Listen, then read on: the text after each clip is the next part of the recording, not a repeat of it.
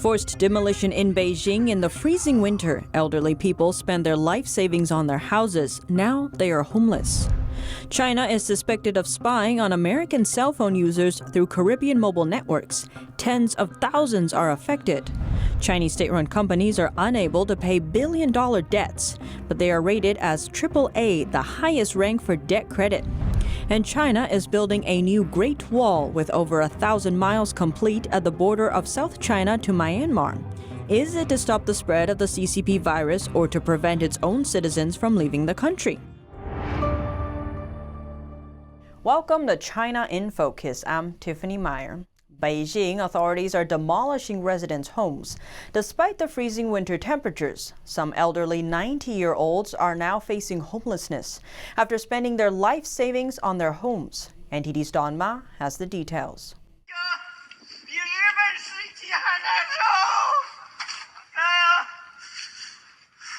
An 80-year-old Chinese man is begging authorities for mercy. He says his grandfather served China and fought during war. But despite his family's sacrifices, the man's home is being forcibly torn down by the communist regime. Forced demolitions have started in a residential area of Beijing called Xiangtang Village. Footage and inside sources tell us the area's elderly residents have not been spared from devastation. Local sources explain that there are nearly 4,000 households in the village. But according to a notice from authorities, about 500 households will be demolished in the first round of demolitions. The sources said officials gave residents 7 days to move out, noting that the regime will threaten anyone who fails to leave with financial penalties. That includes having their pensions or retirement benefits taken or being forced to pay demolition fees. For those who still refuse, they'll be put on a regime blacklist. The village is home to a number of retired citizens, some over 90 years old. Many of them report spending their life savings on their homes, aiming to spend their final years there. One elderly man was spotted loudly crying in grief and protest over now being forced into homelessness.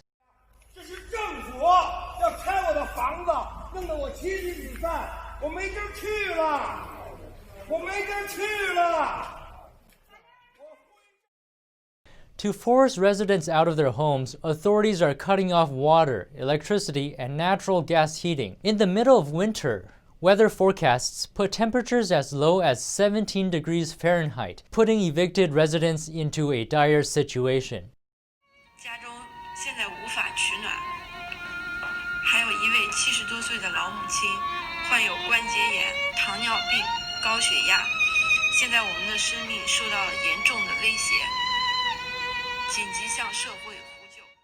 Homeowners condemned the regime's forced demolitions, saying the situation is wreaking havoc on the country and its people. Among the homeowners cut off from electricity and water is a 90-year-old professor at a Beijing university. On Tuesday morning, he declared he would embark on a hunger strike in protest. His actions have attracted online attention. He questioned why his water and electricity were cut off after he paid for them. Beijing's weather forecast for next week puts temperatures well below freezing. The evicted homeowners told us local authorities say the decision to tear down property was made by top officials. Reporting by Don Ma, NTD News. Private companies in China are on the cutting board. Some of them have already been dealt with by the communist regime. Now they are asked to learn from an entrepreneur of a century ago. Beijing is demanding that private enterprises using their industrial business to serve the country.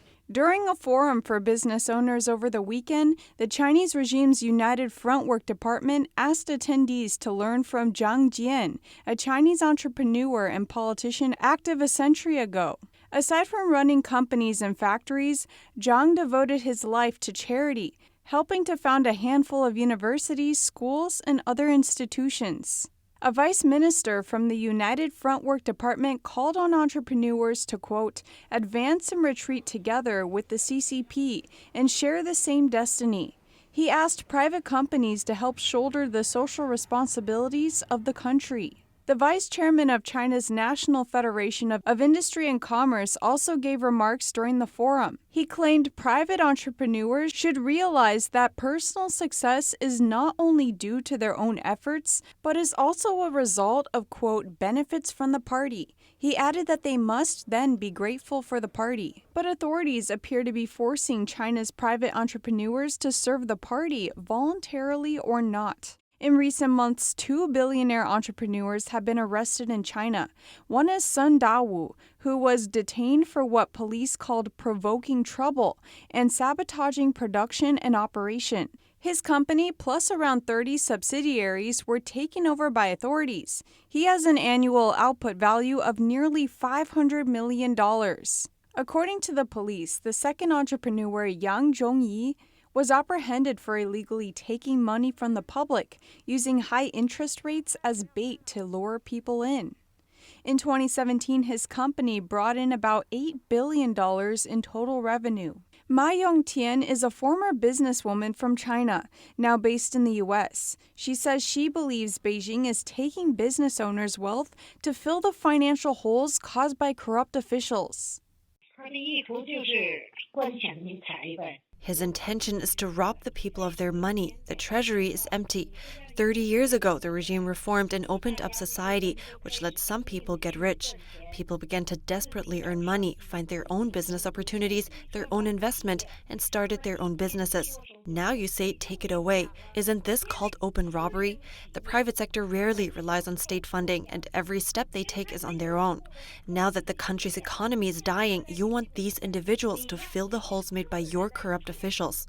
Back in November, Chinese Communist Party head Xi Jinping called on private entrepreneurs to learn from Jiang Qian and emulate the idea of shouldering social responsibility. Former entrepreneur from Shanghai, Hu Liren, read between the lines. What's Xi Jinping's thinking now? He wants entrepreneurs to surrender. If you take all your assets and share them with the whole society, then your life may be spared. And ownership of your company will be acquired through state-owned capital, or it will be transferred and nationalized. Who said Xi Jinping knows that the larger the country's private capital, the bigger the risk that Chinese people will use their money to go against the regime. Because of that, Xi aims to take over the wealth of the private sector. Reporting by Chang Chun, Grace Wang, NTD News. The newest move from Chinese authorities to big private companies came this Monday. China's antitrust watchdog fined Alibaba Group, Tencent Group, and SF Express Company about $80,000 each for failing to seek approval before acquiring other companies.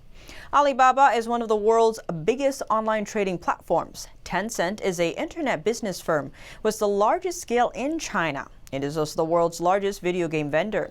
These companies became a monopoly only with the approval and tremendous support of the Chinese regime. But now it's turned the trend and fined them for antitrust violations. To these companies, some dozens of thousands of dollars are quite a small amount. But the move delivers a clear warning to private companies. China is suspected of spying on American cell phones through Caribbean mobile networks. That's according to UK-based media The Guardian. The article cites Gary Miller, a Washington state-based former mobile network security executive. Miller's report says an examination of signaling messages between foreign and U.S. mobile operators appears to show surveillance activities. Miller says these attacks seem to enable China to target, track, and intercept phone communications from U.S. phone users traveling abroad. He told a media outlet that U.S. mobile phone operators could have been more alert when it comes to security, adding that they do have the ability to block China's attempts. He explained he shared his concerns with the media to make people aware of what he called the severity of this activity and to encourage the U.S. to ramp up measures against Beijing. His analysis reveals China's most serious surveillance activity came in 2018. It targeted U.S. 3G and 4G network users through telecom company China Unicom.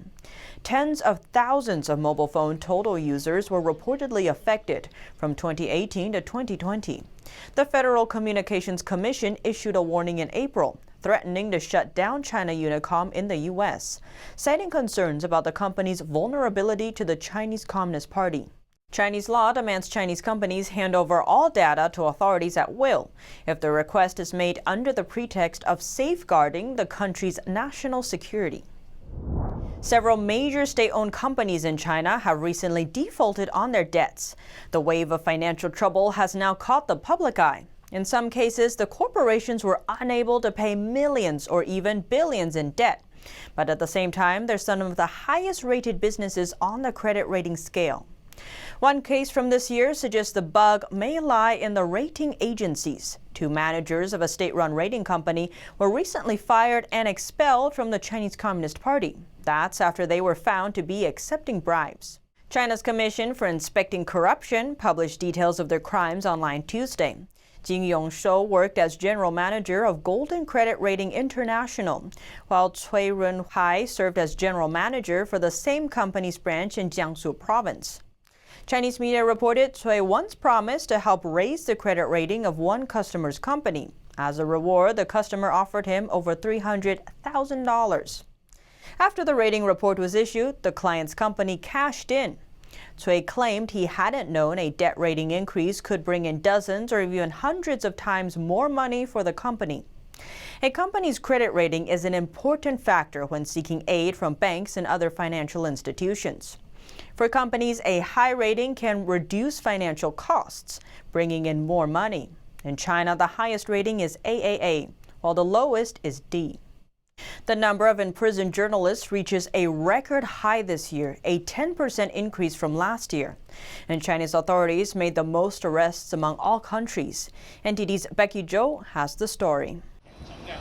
Over 270 journalists were jailed worldwide as of December 1st. This is unprecedented since the Committee to Protect Journalists began collecting data in 1992. The New York-based group says China is the world's worst jailer of journalists for the second year in a row. The regime detained 47 in 2020, the highest of any country in the world. Joel Simon, executive director of CPJ, says in a statement, "It's shocking and appealing that we are seeing a record number of journalists imprisoned in the midst of a global pandemic." The European Union is calling on the Chinese regime to release all detained reporters. The regime also detained several Chinese citizen journalists for covering the pandemic. Zhang Jian shared videos about what was happening in Wuhan, criticizing the government's virus containment measures. She opposed the local government's plan to roll out virus testing at about $25 per person. Chinese police detained her in June and detained her in Shanghai. She is facing charges of maliciously speculating about the pandemic by speaking to overseas media. Chinese human rights defenders say jail staff force-fed Zhang via a tube after she went on a hunger strike. Chen Qiushi published more than 100 posts on YouTube and Twitter regarding the virus outbreak in Wuhan. He filmed interviews with locals who had lost loved ones due to the pandemic. Authorities harassed Chen's parents, probing for his location. Chen's friend said the regime forcibly quarantined Chen even though he had no virus symptoms as means of detention. Reporting by Becky Zhou, NTD News.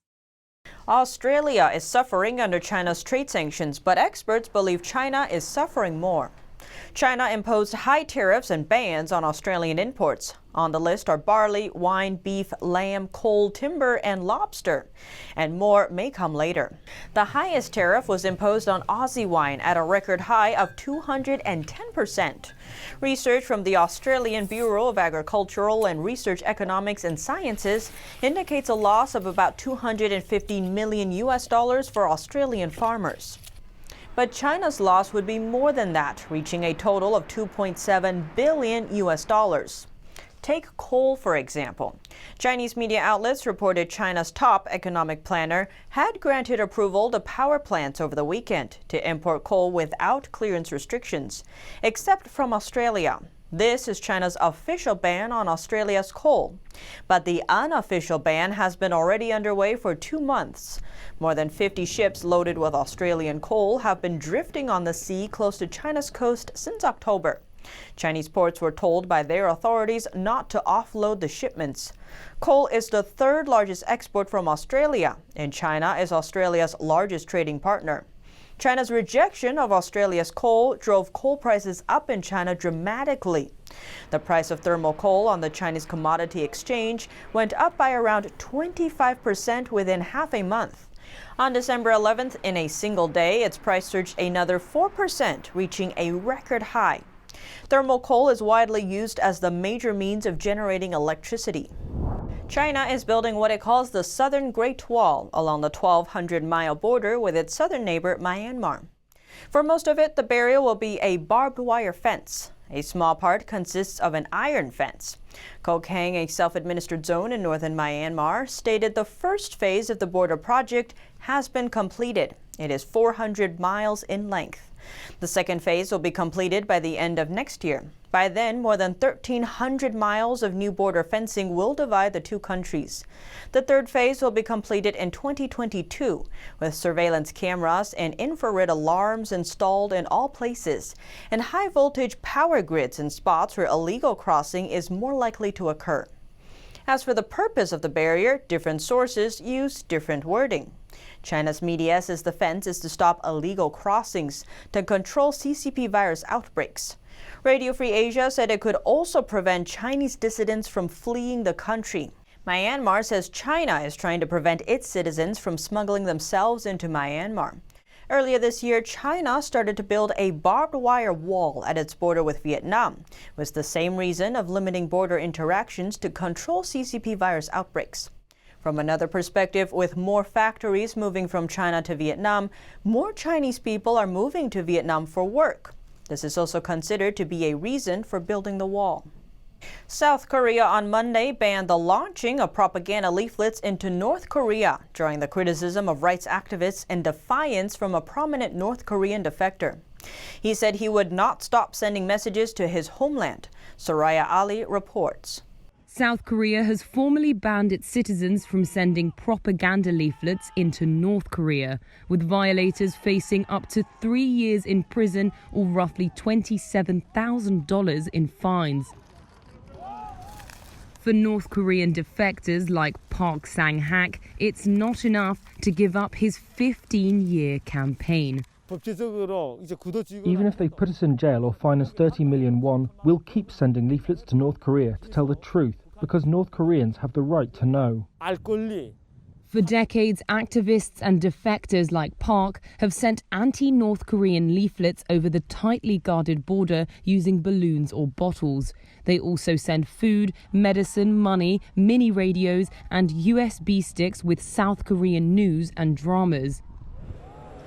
The South Korean parliament voted on Monday to bar any scattering of printed materials or items of value across the frontier.